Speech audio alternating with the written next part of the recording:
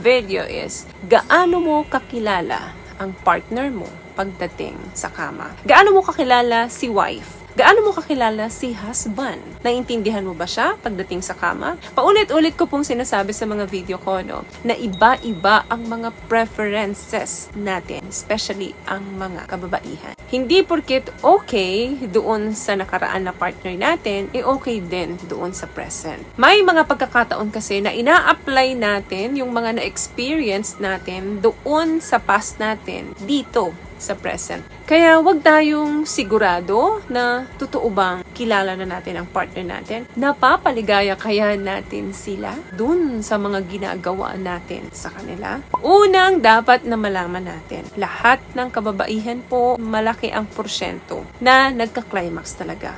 Pero ang pinagkaiba-iba namin ay merong sa isang beses lang na make-out session, satisfy na. Ayaw na uling masundan or ayaw na niyang mag-orgasm uli. Meron naman pong mga babae na they want more. Gusto nila ng multiple. Kahit na nakatapos na sila.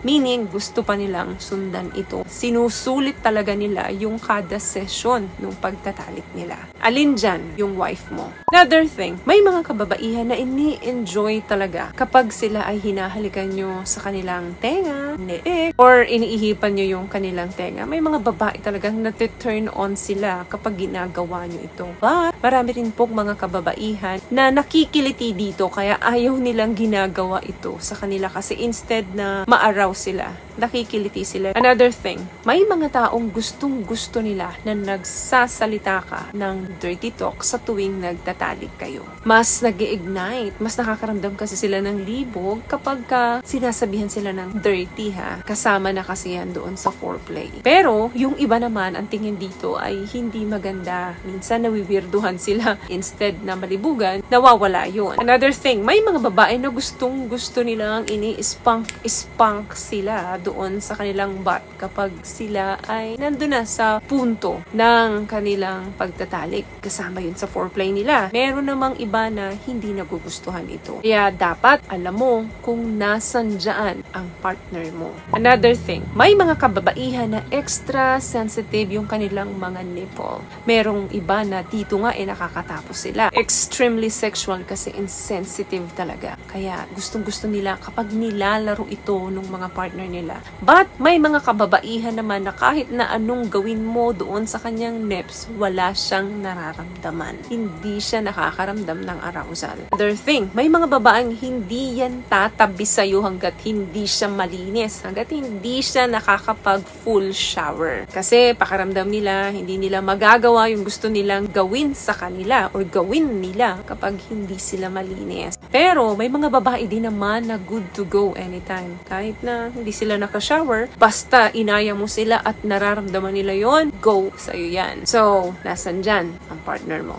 Kilala mo na ba talaga siya? What I love about this product, itong No More Dark Secret ng K-Skin, bukod sa may advanced whitening na siya na kung saan pwede niyang matulungan na pumuti yung mga singit-singit mo, moisturizing, meron siyang anti-irritation, antibacterial, maintain healthy pH level. Hindi lang pambabae, meron din po tayong pang-lalaki. And another thing, eto pa, mahalaga to, may mga babae na gustong-gusto nilang nilalaro ang kanilang tinggil. Sobrang nasasarapan talaga sila dito. But, hindi niyo po ba alam na may mga babaeng ayaw pinapagalaw ito doon sa partner nila? Pakiramdam kasi nila, hindi ito natural na ginagawa dapat sa kanila. Hindi mo sila masisisi or paliwanag sa kanila ng husto na masarap ito, dapat ma-experience mo ito. Hindi mo yan sila mapipilit. Okay, dumako naman tayo sa mga kalalakihan, sa inyong mga husband. Alam nyo ba na may mga kalalakihan na gustong-gustong nilalaro ang kanilang mga balls ng mga kanilang mga partner. At mayroon din pong mga kalalakihan na pakiramdam nila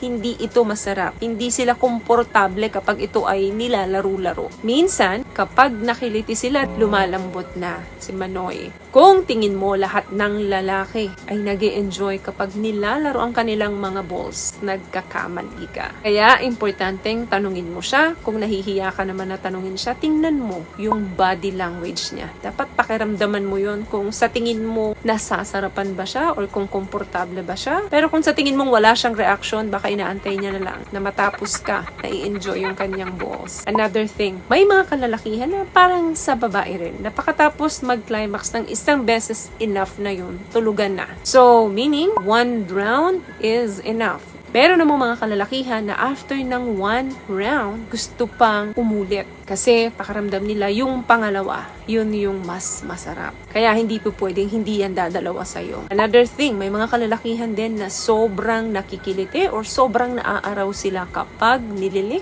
or hinahawak-hawakan, nilalaro ang kanilang nipples. And yes, may mga kalalakihan din na kahit anong laro-laro mong gawin doon sa kanyang nips, wala siyang pakialam o wala siyang nararamdaman dito. So, find out which one is your partner. Another thing, may mga kalalakihan na bukod sa gustong-gusto nila, na hinahalikan yung mga partner nila, gustong-gusto din nila na paikot-ikot yung kanilang mga dila doon sa bibig ng partner nila. Gustong-gusto nila ng mahabang kiss bago mag-start ang bakbakan. Pero doon naman sa ibang mga kalalakihan, feeling nila too much ito. Ang mga kalalakihan na hindi mahilig humalik. Another thing, may mga tao din na gustong-gusto nila na bago mag-start, meron muna silang mga games na ginagawa. Halimbawa, tatalian ka niya or bubuhusan ka niya ng cream, then didilaan niya yung buong katawan na may cream. Enjoy na enjoy sila kapag ganyan. Meron din namang mga tao na hindi gusto ito. Hindi sila komportable na ginagawa ito sa kanila. Merong gusto na persahan, may force. Kumbaga, meron din naman gusto na slowly lang. So, iba-iba talaga yung mga preferences natin pagdating sa kama. So, alin ba dyan yung partner mo? Naman yung mga preferences natin, magkakaiba man yan. Mahalaga na tanggap natin yon. Besides, ang mga usaping ganito, wala naman talagang mali. As long na nagagawa natin yung mga gusto ng bawat isa at na-express natin yung ating sarili doon sa mga partner natin, kabisado natin kung ano yung magpapaligaya sa katawan natin. Kasi kapag alam natin yan, maiga-guide natin yung mga partner natin kung ano yung gusto nating ipagawa sa kanila. Kaya wag na wag kayong mahihiya na pag-usapan ito doon sa mga partner ninyo. Importante na pareho kayong maligaya pagkatapos ninyong maglabing-labing. Hindi po pwedeng sasabihin nyo okay na kayo, pero ang totoo, hindi naman pala. Kailangan na-validate kung ano yung gusto mo. Open communication. Yan lang yung palaging tama na ginagawa natin sa relasyon. So, yun lamang guys ang video natin for today. I hope nakapagbigay po ako ng tips sa inyo. At kung nagustuhan nyo po ang ating video, please give it a thumbs up, comment down below, and also share this video na rin po sa mga kaibigan na sa tingin nyo matutulungan ng video natin. Once again, palagi po kayong mag-iingat at palagi po kayong panalangin. Thank you guys for watching and see you on my next one. Always love yourself and be a blessing. Bye!